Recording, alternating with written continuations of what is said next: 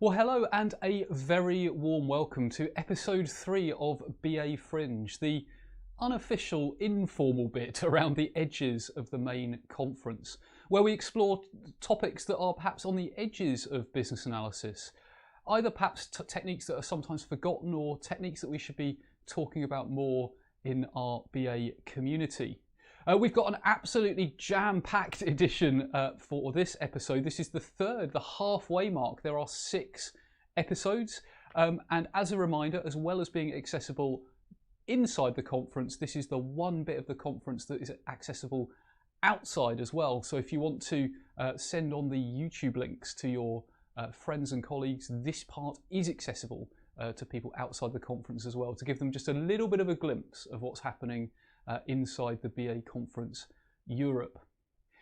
Also, do remember the BA Conference Europe is always a really social event. I've already seen on social media there's loads of stuff being shared using the hashtag BA2021. That's hashtag BA2021.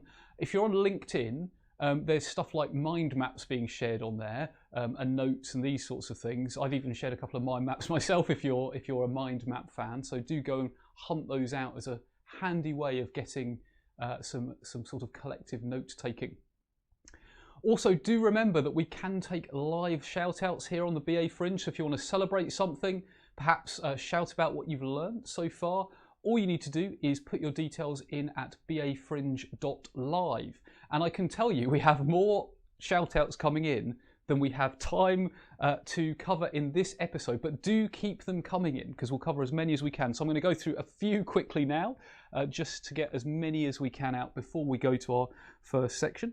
So Lee says a shout out to the amazing team of business analysts and design professionals here at Hargreaves Lansdown. So consider yourself shouted out there at Hargreaves Lansdown.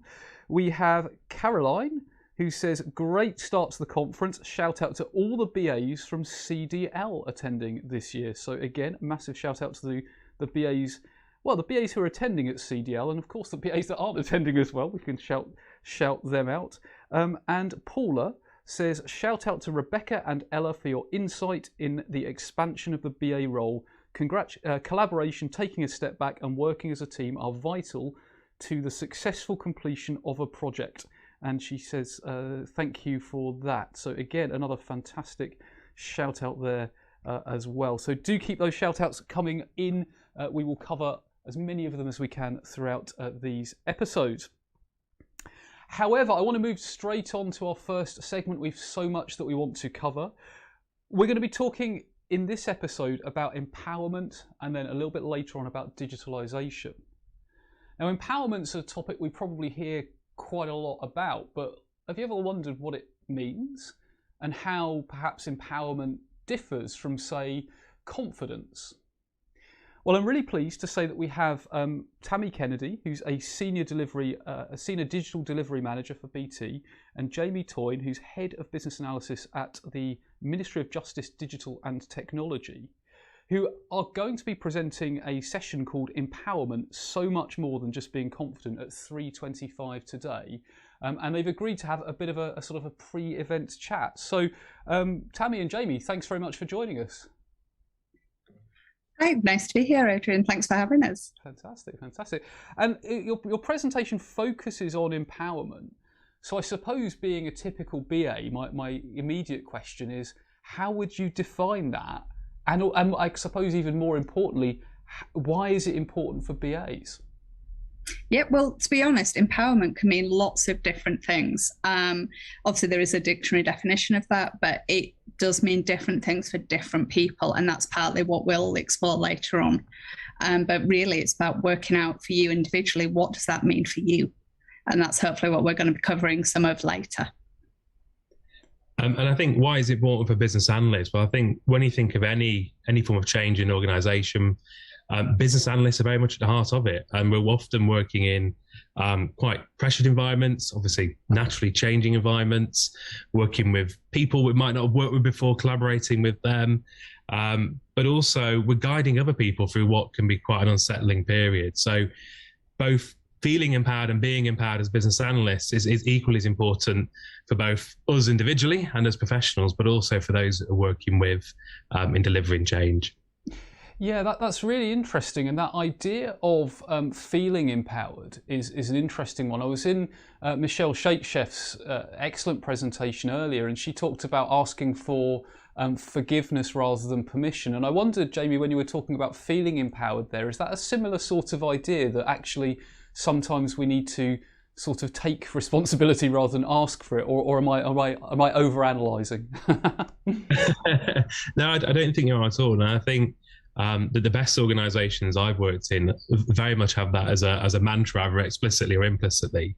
And I think, it's very easy to get bogged down in bureaucracy when we're delivering change, but actually at the heart of it is a set of users with something or a business that wants something delivered, and it's going to add value. And I think sometimes you have to be creative. And creativity doesn't mean necessarily breaking all the rules and starting again, but sometimes there's different ways to approach something. And empowered people will generally feel more creative and generally look outside of the box, which is a horrible cliche sort of phrase to use, but there's a lot of truth in that. Rather than following a straight and narrow path, sometimes you have to deviate from it. Yeah, deviate from the happy path and find some other creative solutions. And that leads us neatly on to the next topic, which is about confidence. Because I suppose to a certain extent, asking for permission asking for forgiveness rather than permission takes confidence. But how would you see confidence and empowerment as being different? And sort of what's your sort of take on that? And how should we consider confidence as BAs? Yeah. Well, I mean, obviously we don't want to give too much away, because that is a big chunk of what we're going to be talking about. But no, there are some very clear differences between the two, but like you touched on there, there's definitely some overlaps as well. And it's really understanding the difference between those for yourself, so that you know where you are and what you can and can't do, really. Because like you said, asking for forgiveness is great, but only with those caveats as well, that you're not causing problems for other people. And it's understanding where those lines lie, really. But I think, if you look at it from one respect, you can have the most confident person in the world who's quite happy to stand up and to speak. But if they don't feel truly empowered in what they can and can't do, that can put you in some really quite awkward positions. So hopefully what we'll be covering is how you can get that nice balance, and really why the empowerment part of that is far more important than just being confident and being able to stand up and say things to people. Yeah, as you were talking there, I was thinking almost like a bit of a yin and a yang type of situation. And you're quite right. I'd not really thought of it from that angle, but someone could be very confident, but if they're constantly being contradicted, or if the conditions haven't been cultivated for them to do their work, if there's loads of stuff in the way, then probably, I guess, that confidence would just peter out over time, I suppose. Yeah, it can definitely get chipped away at, and I'm sure we've all seen it in some places, and that can really be quite sad. Yeah, because you've got, as Jamie was also alluding to, you've got these people wanting to be creative, but if the creativity and the confidence gets sort of chipped away, then that lack of empowerment can be an issue, perhaps. So, okay, so I know that as many BAs, a question that people would ask is, well, what kind of tools and techniques would be useful if we're thinking about either as individual practitioners or as part of a community of practice, or even as part of the global BA community, to think about empowerment, confidence? A tricky question, but any tools or techniques you recommend that we should go and look up and utilise? Well, the first and most important thing is actually to understand what empowerment is. And I think, to your point again, Adrian, I think a lot of people get confused what it is. It's a word that's often used. It's often used incorrectly, if I'm honest. And as a result, people can then go down a different path with it. So come along to the session. We're going to talk about what empowerment is and what it means for you. But how we sort of structured the presentation is through 4 different lenses and 4 different groupings, I guess, of techniques and concepts. And the most important thing in those is, to understand them and work out what it means for you and what you can take away. But also the most important thing is acknowledging it's not a one size fits all. So I think one technique might work for yourself, it might work for me, but it might not work for Tammy, and obviously vice versa. And people are starting at different points. It's a very, very difficult topic in that we're all humans. We're all coming from different starting points, all got different experiences.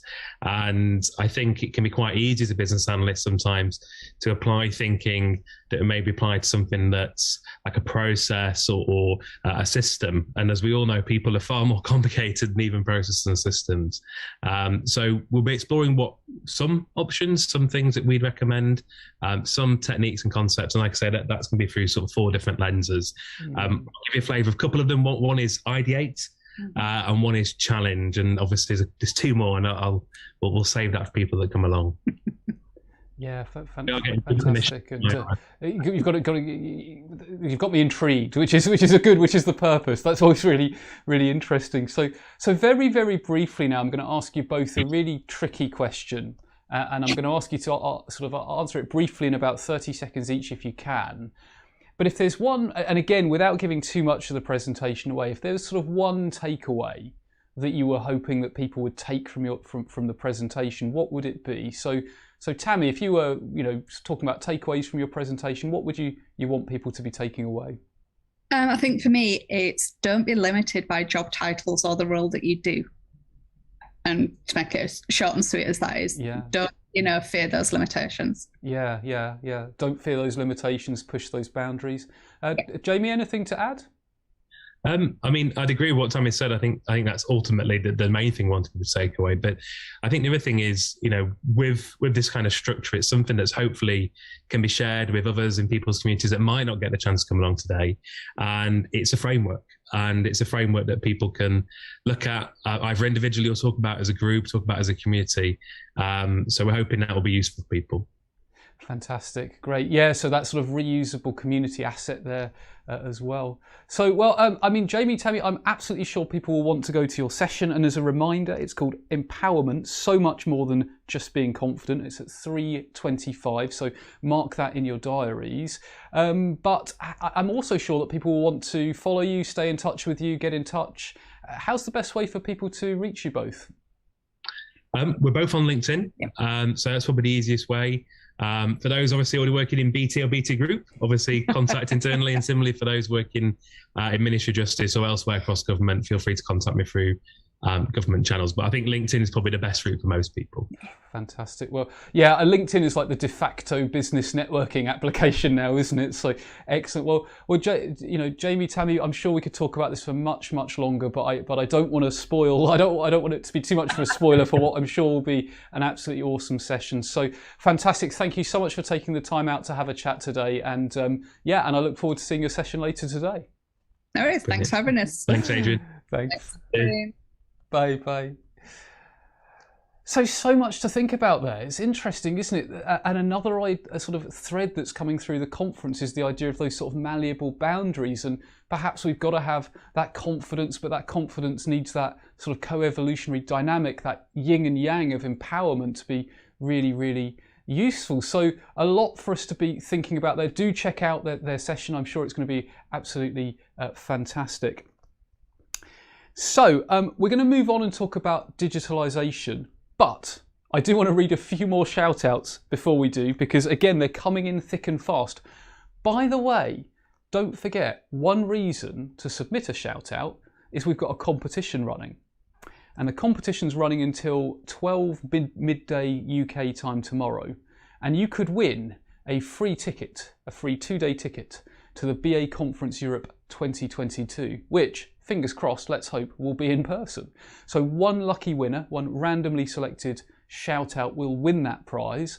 And obviously, if you submit a couple of shout outs, you're doubling your chances. You could even submit a voice note or a video or a photo if you so desired. So do keep that in mind. All you got to do is go to bafringe.live, submit your shout out, and we will read out as many as we can over the remaining sessions. So let's see what we have in so far. So Paula says, shout out to Donovan's explanation of how the role of the BA has changed. His emphasis on how to prevent burnout in your working environment was spot on.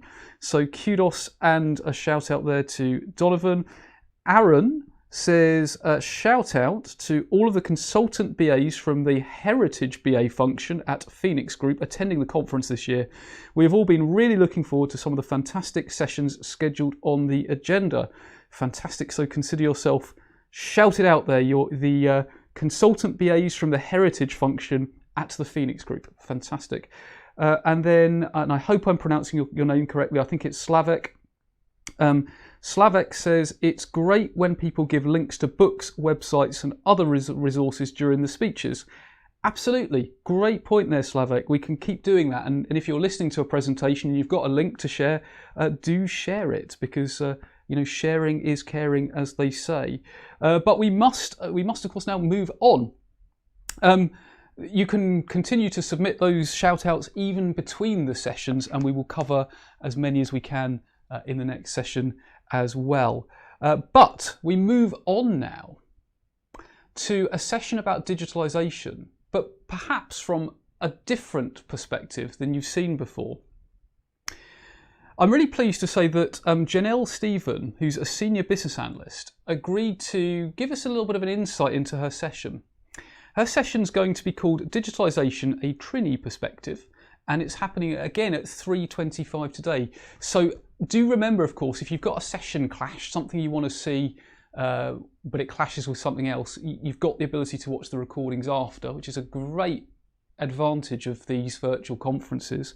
But here's a bit of a teaser. So, Jeneil, over to you.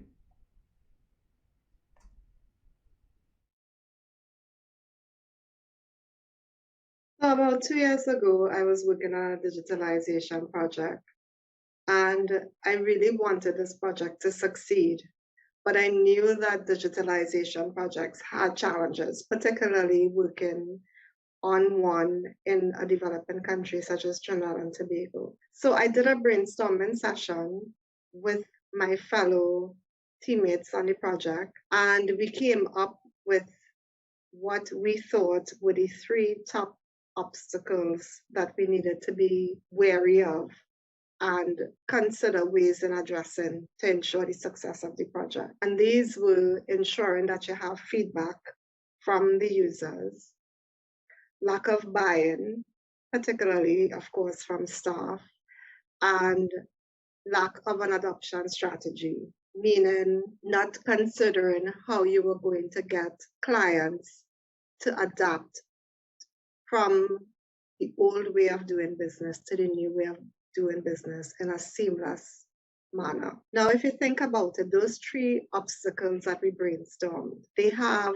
one thing in common. They all involve people. And that should come to be no surprise, because really and truly, at its core, digitalization, although it's taken technology and using it to ensure that a company is better able to meet its customer needs through technology, really and truly, at the core of digitalization, it really is a change in the way that you do business. And if you are changing the way that you're doing business, that would also entail the change of your processes. And who are at the core of these processes? People, your internal people, which is staff, your external people, which is your clients. Now, when you look at people, you also have to take into consideration culture.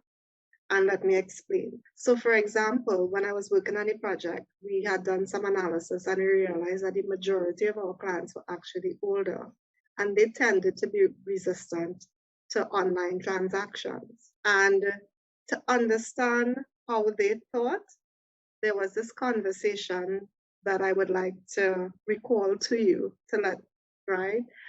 And it was one of our clients, and I remember him telling me that he missed the old way of doing business, which is where you would have one person that you dealt with who would know everything, and you would have that personal touch. And really and truly, at the core of that was not only an indicator of our older members of staff.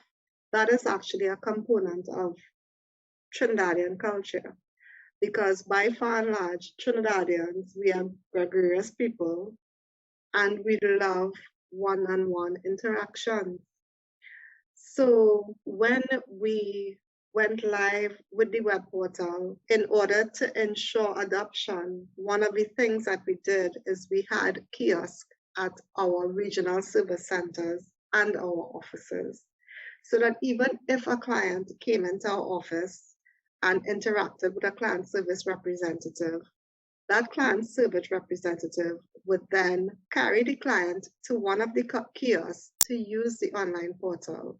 And with the assistance of this client service representative, they would get familiar with the system, they would get their customer service, and they would also become less fearful because they are being facilitated throughout the process.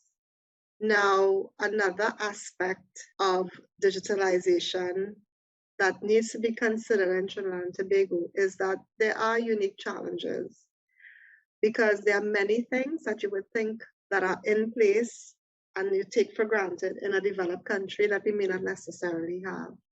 And that could have an impact on the complexity of your project. So for example, I remember during a vendor, he was talking about his online portal, which provided the ability to do analytics. And he mentioned a claims bank. We don't have claims banks in Trinidad and Tobago. And claims banks are where, multiple insurance companies claims related information in there. And it becomes usefully, especially when you're trying to detect fraud, etc. And we don't have that there. Or for example, when you have the electronic signature law, which is in place in Trinidad and Tobago, but not fully in place, because although it can be accepted, the law does not stipulate it that it has to be. And that meant that when we were doing our online renewals, we had to ensure that clients within the renewal transaction had to determine how they were going to pick up their documents for the renewal for motor policies, primarily their motor certificate, because our police officers would not consider anything else but that stamped physical document as proof of motor insurance.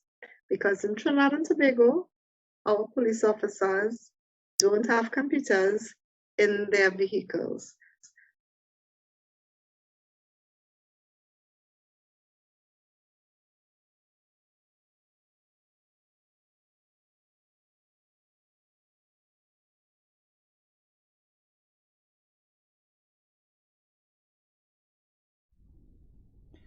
Fantastic. Well, that looks like such a really interesting session.